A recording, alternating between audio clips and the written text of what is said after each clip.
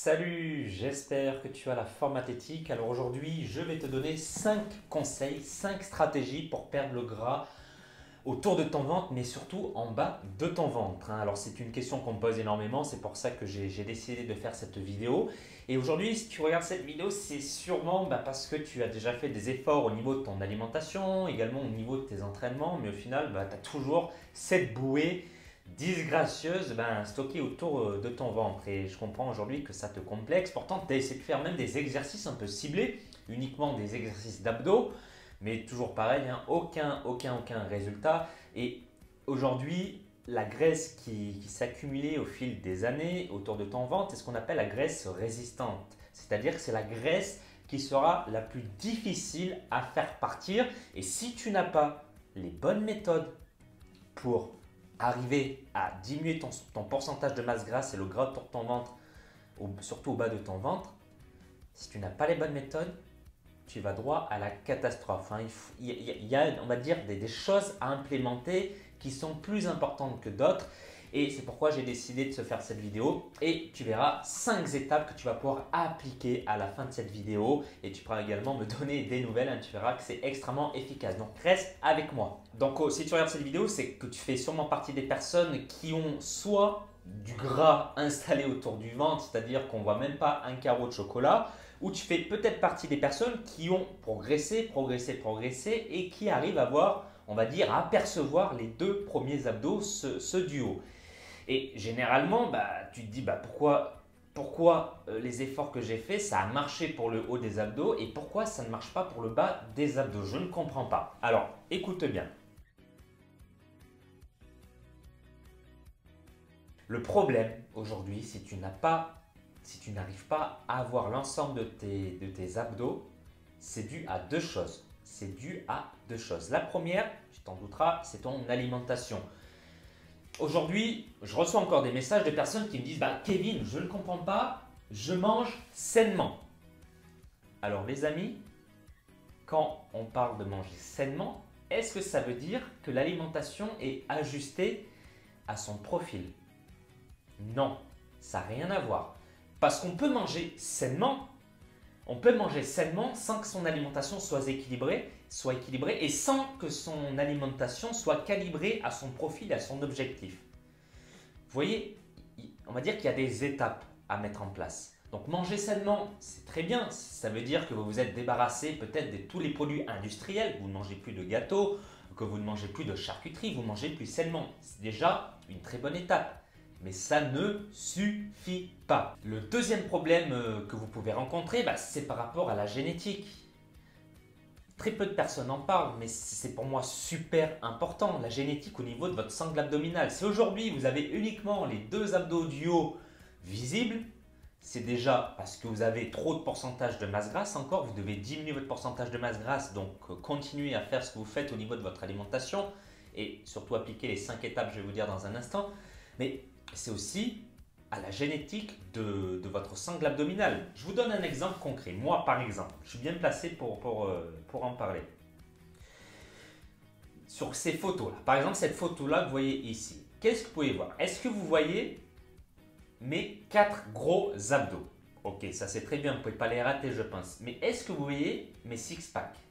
Est-ce que vous vous dites, ah non, Kevin, est-ce qu'il a 6-packs? Non, je n'ai pas 6 abdos, je n'ai pas 6 tablettes, les tablettes de chocolat, j'en ai pas 6. Pourquoi? Parce que c'est ma morphologie, c'est comme ça. J'ai 4 à la place des 6 abdos, des 6-packs. J'ai quoi? J'ai 4 grosses bûches, on va dire. C'est des abdos qui sont plutôt énormes. Ça a des avantages, c'est-à-dire que j'ai une sangle abdominale aujourd'hui. J'ai de la chance d'avoir une sangle abdominale très puissante. Mais par contre, esthétiquement parlant, j'aurai jamais les 6 tablettes de chocolat. Donc si aujourd'hui, je m'étais acharné à vouloir avoir ces 6-packs, j'aurais perdu énormément d'énergie pour rien. Et aujourd'hui, si tu es comme moi, tu cherches à perdre le gras autour de ton ventre, on va dire le bas de ton ventre, pour faire apparaître ces abdos-là, réfléchis bien, analyse bien ta morphologie pour voir si c'est possible ou pas. Je prends l'exemple de certains bodybuilders au niveau des abdos. Ce qui différencie beaucoup les bodybuilders, c'est au niveau de leur sangle abdominale. Alors, je n'aime pas forcément ce milieu-là pour les raisons que j'en parlerai dans une autre vidéo. Mais ce que je veux dire par là, c'est qu'il y a des bodybuilders avec les 6 abdos, les 6 tablettes de chocolat. Il y en a d'autres avec 4, il y en a d'autres avec 6, mais qui sont, on va dire, dissymétriques. Il y en a d'autres qui sont symétriques. Bref, tout ça, c'est dû à la génétique, à notre morphologie. Donc, analysez bien ces deux choses-là. Analysez votre alimentation et analysez votre génétique.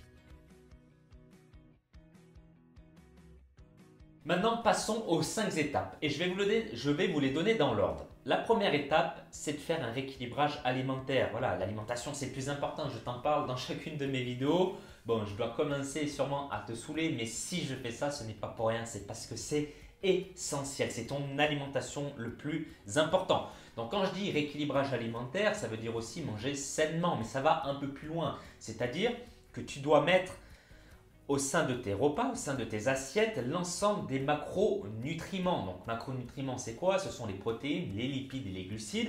Et il faudra rajouter en plus de ça des légumes pour le bon fonctionnement de ton organisme. Ça, c'est un bon rééquilibrage alimentaire et ça, c'est la première étape. La deuxième étape, j'en viens tout de suite, c'est, et souvent beaucoup de monde l'oublie, mais c'est d'ajuster les quantités à ton profil et pas à ceux de ton voisin. Toi, tu fais peut-être 1m75. Forcément, les quantités que tu vas devoir ingérer chaque jour pour perdre du gras ne seront pas les mêmes qu'une personne qui fait 2 mètres de haut et 20 kg de plus que toi. Ça, c'est quelque chose à comprendre. Alors, ce que je te dis là, c'est pas de. Enfin, ce que je veux surtout pas que tu fasses, c'est de compter les calories. J'avais fait une vidéo par rapport à ça tout récemment et tu sais que je suis contre ça. Pourquoi? Parce que c'est pour moi une méthode, une technique antisociale. Et moi, avec Formathétique, j'aide les hommes qui ont plutôt une vie sociale riche et il faut que ça continue. On n'a qu'une vie sur cette terre, donc autant en profiter au maximum. Donc ça, c'était le premier message que je voulais te faire passer. Alors, par rapport à ce que je viens de te dire, tu vas dire, ok Kevin, je dois ajuster les calories, mais tu me demandes de ne pas compter. Alors, comment est-ce que je dois faire? Et c'est ça c'est pour cette raison que j'ai créé la méthode PCA, personnalisé, contrôlé, ajusté. C'est une méthode de rééquilibrage alimentaire où tu vas pouvoir ajuster les quantités, mais sans compter les calories avec la méthode de la main. Donc ça, si tu souhaites aller un petit peu plus loin, j'en parle dans mon guide de nutrition qui est totalement offert. Tu peux retrouver en dessous de la vidéo et également dans mon programme complet de nutrition, Formathétique Nutrition. Voilà, où si tu es vraiment motivé, je t'invite à aller jeter un petit coup d'œil. Voilà, mais pour en revenir à cette deuxième méthode, tu dois ajuster les quantités à ton profil. Obligatoire. Ensuite, la troisième étape, c'est de contrôler tes résultats. Je vois trop de monde encore, trop de personnes qui ont un objectif, qui se lancent tête baissée et chaque semaine qui ne font rien, qui regardent leur poids, qui regardent, ok, j'ai perdu 1 kg, 1,5 kg, mais qui contrôlent leur poids juste pour se dire de contrôler leur poids. Aujourd'hui, si tu ne contrôles pas tes résultats chaque semaine, c'est un peu comme si tu te baladais dans une forêt, perdu dans une forêt sans boussole, sans rien. Les chances de t'en sortir sont beaucoup moins élevées que si tu avais une boussole, si tu avais ton téléphone portable, bref, même une carte. Donc, contrôle tes résultats chaque semaine. Donc, quand je dis contrôle, c'est ton tour de taille et ton poids. Voilà, c'est les deux métriques très importantes. Il y en a d'autres également, comme ton niveau d'énergie sur une échelle de 10. Avec les élèves que j'accompagne chaque semaine, quand on fait des bilans à travers mes programmes Formathétique, on fait des bilans par rapport au niveau d'énergie, par rapport également à l'humeur du moment. Parce que tous, on va dire, ces paramètres-là peuvent nous donner des idées sur est-ce que j'ai mangé assez, par exemple, de glucides durant la semaine. Et c'est super important pour le moyen et le long terme pour éviter les stagnations. Ensuite, quatrième étape est très importante. Si on a fait dans la troisième des contrôles, c'est pour faire quoi maintenant? C'est pour faire des ajustements en fonction des résultats que vous avez eus. Si vous perdez 3 kilos à chaque fois durant la semaine, alors que vous avez maintenant très peu de kilos à perdre pour arriver à vos résultats, vous allez perdre trop de muscles. Donc si vous ne faites pas les bons ajustements dès maintenant, vous allez stagner. Vous allez stagner, vous allez vous frustrer, vous allez avoir des baisses d'énergie et après c'est game over les amis. Donc faites les bons ajustements. Et la cinquième étape, c'est une étape un peu bonus, ça concerne votre entraînement. Alors au-delà de l'entraînement que vous pouvez faire, il faut toujours privilégier les entraînements complet qui brûle un maximum de calories et qui permet de développer un corps athlétique et harmonieux. Mais ici, l'objet de cette vidéo, ce sont vraiment les abdos et enlever le gras en bas de votre ventre. Les exercices ne vont pas vous permettre d'arriver à cet objectif-là. Par contre, il est possible d'hypertrophier vos abdos en faisant des exercices ciblés. Alors comment hypertrophier les abdos? En choisissant des exercices, on va dire avec un régime de contraction concentrique, c'est-à-dire des exercices qui rapprochent en contractant les insertions musculaires. Et ici, je fais allusion à tous les exercices de type crunch. Vous avez déjà fait du crunch. Je ne suis pas forcément fan, vous le savez, de ce type d'exercice-là. Pourquoi? Pour la bonne raison que ça va massacrer votre dos et ça peut vous conduire, si vous le faites déjà mal et si vous n'avez pas la bonne posture pour pratiquer ce type d'exercice, à des hernies discales.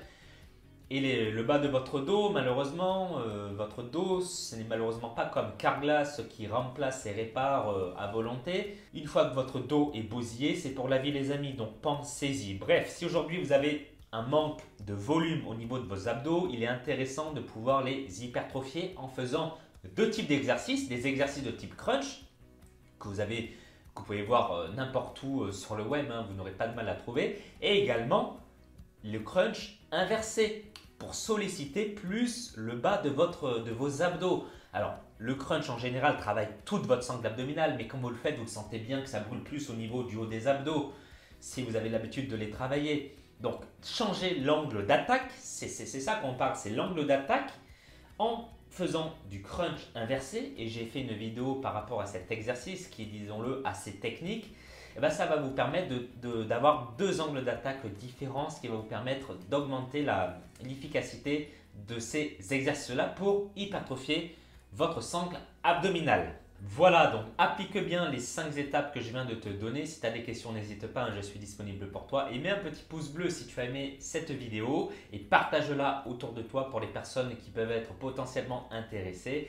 Et si tu veux aller plus loin, si tu veux vraiment avoir ton plan d'action étape par étape plus détaillé que ça, je t'invite à télécharger le guide de nutrition que tu pourras télécharger vraiment gratuitement. Tu pourras retrouver tout ça dans ta boîte email, mais pour ça, il faudra cliquer sur le lien. Tu tomberas sur une page où je vais te demander ton prénom et ton adresse email. Et à partir de là, tu recevras dans 5 à 10 minutes après le guide de nutrition dans ta boîte email. Donc, regarde bien dans tes courriers indésirables si tu n'as rien reçu d'ici 20 minutes. Allez, je ne t'embête pas plus. Je te souhaite une bonne continuation et surtout, n'oublie pas, garde la forme athlétique. À très vite.